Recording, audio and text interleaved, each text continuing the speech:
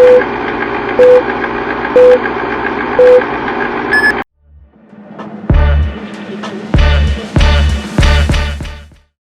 right, hello, hello, hello. Welcome, and I am so excited to have you guys here for another episode of Music and Nostalgia. Man, when I tell you, I am so thankful for all my current listeners and viewers. I just don't know how to share my gratitude. Episode 1 was last week, and it was a blast. I mean, y'all came in here and listened and viewed like gangbusters. Like I was about to give y'all some money like Oprah. So thank you all so very much for being such kind, wonderful listeners and viewers. I'm looking forward to today's episode. First off, let me tell you why. For those of you that haven't heard of the podcast Music and Nostalgia, I started this podcast because I was looking for a way to have some creative outlet. And I found that in any space that I'm in, if I can't interact on intellectual or whatever levels with different people, I can always connect to them on musical levels and several other levels. But music happens to be one of those magical, sweet spots where I can interact with people and we can find connecting experiences at any time and space in life. And it's such a marvelous thing to know that we as human beings, as different as we may seem, have so many things that tie us together. So that's why I started Music and Nostalgia, so you and I can become friends because of the connecting things through music, our stories and our experiences. Well, today I get to talk to you about one of my favorite all-time songs that I heard years ago in the year 2000 specifically is when I truly learned about this song. And I'm going to tell you a little history, a little tidbit I learned about this song because it was new to me when I heard it in the year 2000, in the fall of 2000 to be even more specific. I went to Mercer University in the year 2000. I went to Mercer in Macon, Georgia. And while I was down there, I remember going to school on crutches because I had double knee surgery. I had some meniscal tears that I had to get taken care of. So I was really excited to know that I was going to school and getting connected with new friends and get a new experience of getting college under my belt. And when I got there, we had a mentoring program for the minority students on campus, where part of what the activities were, as outside of getting to know each other, was campus-wide. We got to go to a dollar movie, which the school was doing, but that for that particular time period, we all got to go see the movie. And the movie that we all chose to see, it was a bunch of us that went together because clearly we're all just now newly aligned, but a bunch of us sat together, went to go see the movie together. And I had guys that would always carry me up and down stairs because of my knees. So it was such a beautiful relational experience growing to learn about some people. And we went to go see the movie Kings of Comedy. And if you guys don't know what Kings of Comedy is, it was a touring comedy show that they turned into a movie, and it starred the host Steve Harvey, and then you had D.L. Hughley, you had Ced the Entertainer, and the late great Bernie Mac as the 4 comedians that toured on this show. Well, one part of it, like, first off, I'm going to tell you, I was cracking up so hard because the jokes were just ridiculous. I mean, like, the ones that hit, they hit. But at some point, Steve Harvey, while he was hosting, came out and started talking about how new music was weak, basically, that they didn't know how to make new music in the current times. He said, y'all had to give instruction, wave your hands from here to here, get up, sit down, all that stuff. And I was like, okay, cool. You know, I enjoy the new music, but he hit on some old school joints, and he called about 4 songs. And one of the songs is the one I want to talk about today. And that song for today is "'Cause I Love You" by Lenny Williams. And I'm telling you, when he introduced that song, it was so strong. He had a stool. He was hyped. He kicked that thing. He looked for another stool, kicked that one too, kicked the mic stand, and then dropped the mic. He was so hyped. But the crazy thing about it is, now the cameramen are panning and looking through the audience, and everybody's like, the moment the first beat dropped, you felt it because everybody was like right there. Like it was as if the beat just came and embraced them and brought them back to a memory, or even took them into a new experience that they didn't know they were expecting. So that's how I was introduced to that song. Here's a lesson I learned about that song years later. Actually, I learned a few weeks ago, but years later, Steve Harvey got to interact with Lenny Williams and his wife, and they came over and thanked him. And he didn't know why they were thanking him, but he was informed at that moment that they were in dire straits financially, and fortunately they owned the rights to their music, and he wrote his music, so he was able to. The moment Steve Harvey started announcing the song, everybody got so hyped that wherever they were, they went searching for the song, buying the album. Back then you had to buy the actual album, and then he also got to be Lenny Williams. That is, that he got to go out into towns and perform at shows because of that big drive that Steve Harvey hit just by talking about the song at every single one of his shows. And I'm telling you what, I watched that movie once at that time, and I was sold. I was hooked. And for those of you that don't know who Lenny Williams is, his song "'Cause I Love You" dropped in the mid '70s, right? And even if you don't know it, the first beat from that song hits you in such a marvelous way, right? Like, first off, the first beat is dun dun dun dun dun like at that moment. And of course, that song has been sampled in so many ways by so many artists. So you'll hear it. You may not even recognize it in certain songs, but it's been sampled so much. But the moment that first beat drops, I mean, like, your mind just goes to this place, like, what I'm about to experience here. And that's what it was for me. So that's what happened, right? I heard it at that movie, when I watched that movie at the movies that night. But then immediately I was like, I got to find out what song this is. I was calling him Lenny Wilkins, Willie Wilkins. I just knew that I needed to find that song. Fortunately, I had a roommate who was the king of Napster. We weren't illegally downloading, but we were not legally downloading music, if you know what I mean. But anyway, let me move forward because I'm starting to ramble here because I'm getting excited about the song. I'm ready to play it. But can you hear those beats? Like, listen, at this point, you can hear just how he's bringing in. And he comes to the first line. It's like, girl, you know I love you no matter what you do. And don't let me start singing because this is not what I'm here for. I'm not auditioning for a musical career. But what I experienced from those lines, it was such an embrace. It was an awakening. And I was like, yo, let me learn what this joint is. It was so good at every turn. If we had a party, an event, a gathering on campus, I was asking the DJ, yo, do you have this song? And fortunately, most of them did. So I was rocking out. And I became a performative interpreter of this song. Like, literally.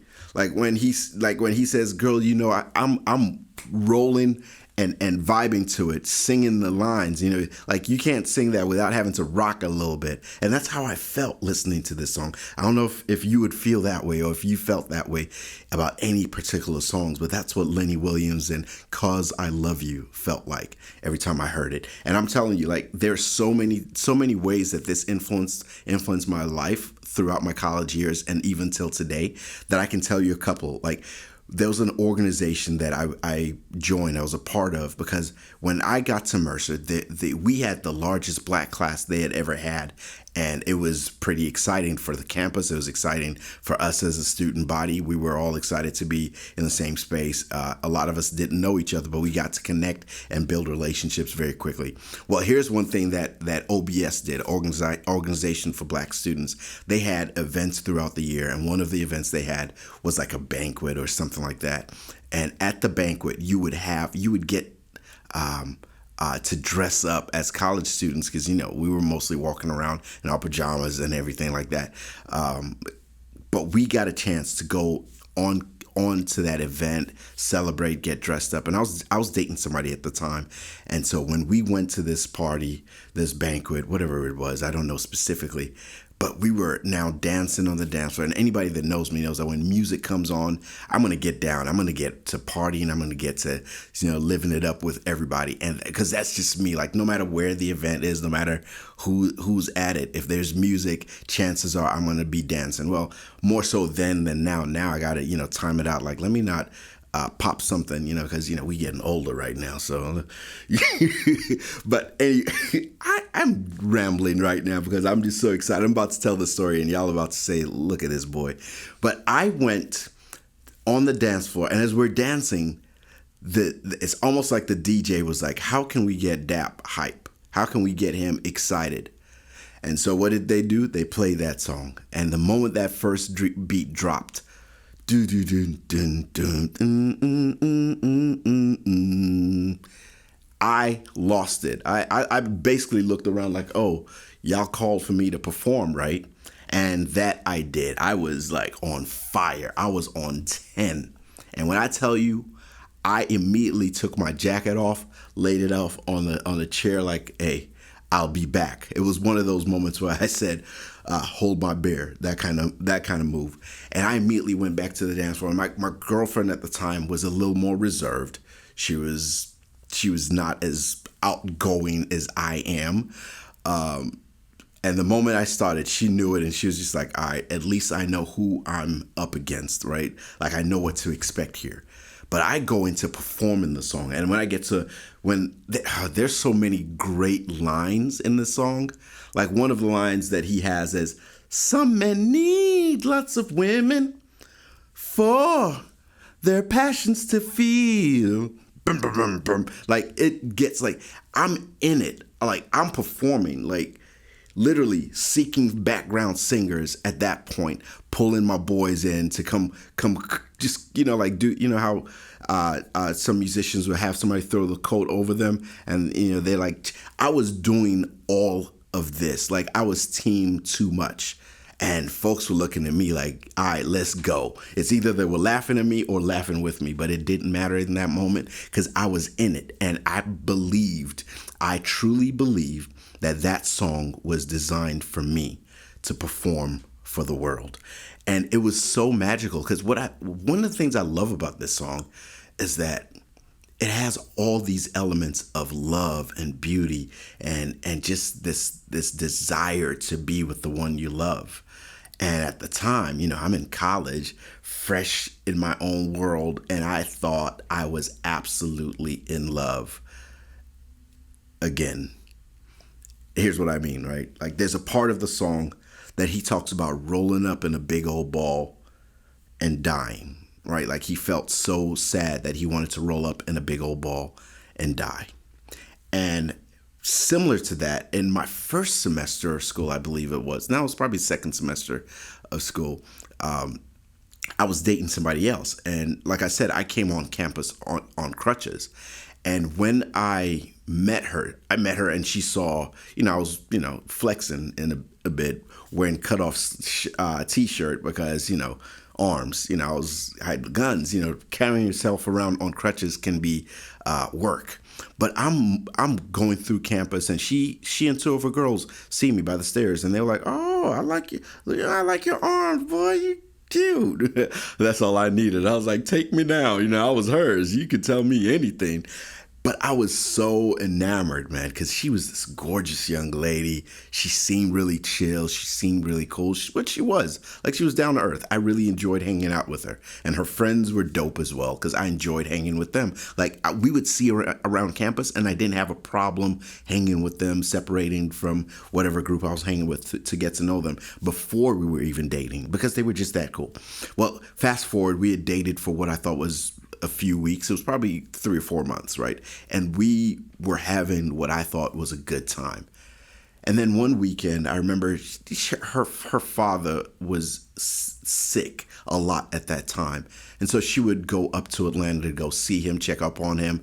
And I was accustomed to that. I knew that was going on. But typically I would have an idea that she was doing that, and no bigs, right? Well, this one weekend, she just disappeared, and I was concerned, and I called her several times. And this was pre-cell phone, anytime free calls. Like, you had to wait till 7 or 9 to call because you didn't want to use up all your good minutes. And so I would call her throughout the weekend trying to find out what was going on, and nothing happened. But on Sunday, I was sitting out in front of my building. I lived in Sherwood at the time. For those of you who know Sherwood, that was a risky experience because that building could go down in 90 seconds if there was a fire. But we all used to be on guard at that building. But we were, me and a couple of my roommates were hanging out in front of the building because there was nothing to do until we went to dinner. And while I'm sitting there, I see one of my boys, or one of the guys that I hung with that, I embraced as one of my boys, because we used to do stuff on campus together all the time. He pulls up, and as he's getting to the stop sign, I was like, "Hey, look, it's your boy." I'm waving like, "What's up, bruh?" And as soon as he gets to the stop sign, I look into the car and I can see him because it's his car, but right next to him is a familiar image. And it's the person I thought was my girlfriend.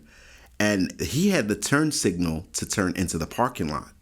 But the moment they notice me, like our eyes lock, he turns in the opposite direction and peels off. And I get up and I look at my boys like, "Wait, did y'all see what I saw?" Now, I remember, now, think about this. I was hanging out, so I wasn't dressed to go do anything. I was in flip-flops and jogging pants, and as soon as I saw them pull up and peel off, like before I could think of my next move, I remember running to the other side of campus. Now, for those, I'm not at like a, Alabama or UGA or any of those big campuses like USC, none of those. But it was big enough for me to have to take a breath. But I took off, and I remember just going like grease lightning, went from that moment, from that spot in front of my building to her dorm. And by the time I got there, he had just dropped her off and was driving off. I don't know where I got the speed in me, but I was there, and I remember calling her a couple of times, trying to get a response, and with no response, I just went to knock on the door, and somebody let me in because I was a regular. I was there all the time. Like if I wasn't in class or with my boys or doing something else, I was there just hanging out. So when I did, folks were so familiar with me, they just let me in, and so I went to her room, and when we had the conversation, I remember thinking, like, "Yo, I was intentional about not messing with anybody, not trying to talk to somebody else while we were dating." And I thought that was the agreed upon relationship we were in. And frankly, I was hurt. And for good reason, right? At the time, I was what I thought was madly in love with this woman. And I was blown away by the fact that somebody I considered a friend is who she chose to go hang out with and spend the weekend with out of town without at least letting me know that, yo, we're not exclusive. We're not a real thing. And I mean, it burned in every level of my spirit, of my being. I felt torn. And I didn't know where to go, and I didn't know what to do. So I remember I went in, spoke with her. And out of the pain, I looked at her and I said, "You gonna get yours too, right? How you hurt me, you're gonna feel that kind of pain in your own time." And not a personal threat, but I was so hurt. I wanted her to identify with my pain. It wasn't fair to her, but I also thought it wasn't fair to me. But after that, I remember leaving, and my boys caught up with me, and they were like making sure I wasn't doing anything. Fortunately, I wasn't, and I wasn't losing my mind, but I wanted to make sure she knew that I was not happy with the idea. And I felt like I was broken. So when that line of, I wanted to roll up in a big old ball and die, I wasn't at that level. I wasn't in that space. Because let's be real, I was a freshman in college. So I wasn't truly in love. I wasn't truly madly in love. I was just fake in love. I don't know what that is, right? But in that moment, I felt like my entire world was crumbling. And I remember sitting with one of my boys, and we were like chilling, and I'm talking to him about it, and he was like, "Yo, like, you just forget about her, man. Like, get over it." Like, not get over it. Like it was more like, we're still young, so it's still that there's plenty of fish in the sea, you know what I mean, son? And I was like, dude, you must not have been in love like me, right? Which is another line in the song.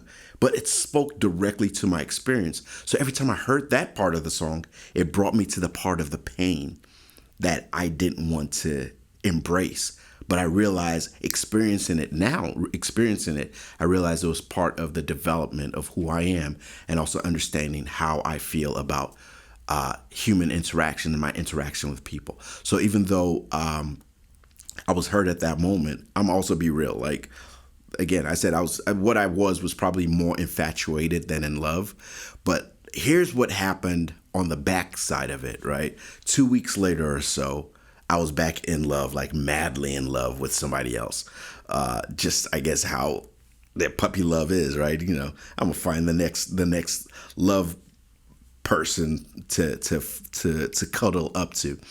But it's funny because when I performed that song with that girlfriend, the one I told you about, that isn't as outgoing as I was, when I would sing that song, I would pretty much be saying that, you know, she took my hand and just kind of filled me up again, because that song speaks to that. And I was so in there, and I didn't really know how to shift with this thing. I knew that at some point I would have to, stop performing the song, which I haven't, because now there's evidence of me performing this joint at karaoke's everywhere. I mean, and I'm killing it. And when I say killing it, I don't mean like killing it good. I mean, I'm literally brutalizing every note that is in the song. Like, so I'm like an assassin, just killing it in a terrible way. Like, it's a bloody murder.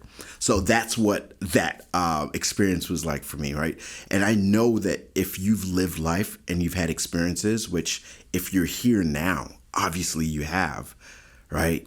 You've experienced love and you've experienced hurt. You've been brokenhearted. You've been disappointed. You've been lost and not knowing where to turn, not knowing how to lift yourself up. But every time I hear this song, it reminds me of all of those moments, right? The moment of pain, but more importantly, the moment of redemption, of clarity, of elevation. So I don't wallow in the pain. I don't have any, hate or disgust towards any of those individuals, the young lady or the guy, because it was a part of our journeys.